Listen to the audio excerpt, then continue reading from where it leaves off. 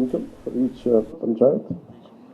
You can say from there. Actually, in this liquid resource management, we are planning to plant coconut trees for every 30 feet in the roadsides where there is no electric line, telephone lines, and also there enough soil in the roadside. Through that, for example, 5,000 coconut trees if you are planting in the roadsides of the Gram Panchayat, where these coconut trees recover only the grey water which is coming in the wastewater drainage. That's enough. 8 years normal coconut trees, whatever we do in Tamil Nadu, 8 years T into D, tall into dwarf. That 8 years it start yielding. That means from today, 8 years onwards, they'll get minimum 1 crore rupees as a auction of the coconut trees directly. So that because I traveled all over India, I know that North India, the tender coconut is great demand, where they never grow there. So we have to send a lot of tender coconut. So that's how we village panchayat will get the support. Thank you. No, చెప్తాను first బేసిక్గా పంచాయత్స్కి డబ్బులు లేవు.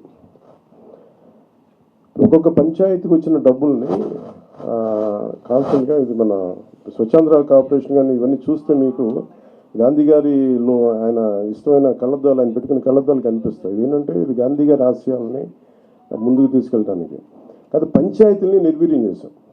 కారణాలు maybe political కారణాలు కావచ్చు, maybe administrative issues కావచ్చు, కానీ పంచాయతీలని సమూలంగా ఒక ప్రక్షాళన జరగాల్సిన అవసరం ఉంది. స్వయం సమృద్ధి పంచాయతీల మీదే మా దృష్టి ఉంది.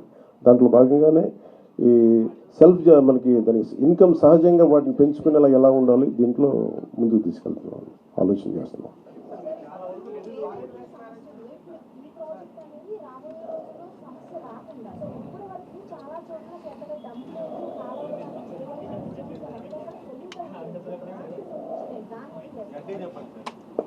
ఇది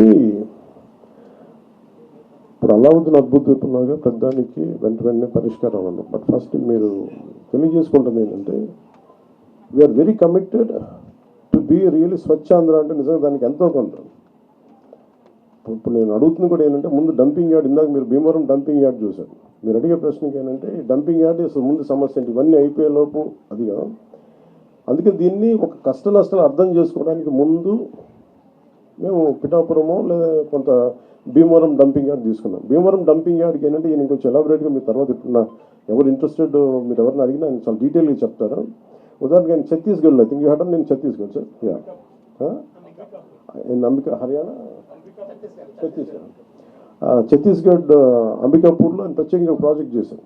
ఇలాగ మనకి డంపింగ్ యార్డ్ ఉంది, ఒక 20 acres dumping yard, and he made it very beautiful. So దానికి మోర్ దెన్ డబ్బు కంటే కూడా చాలా కమిటెడ్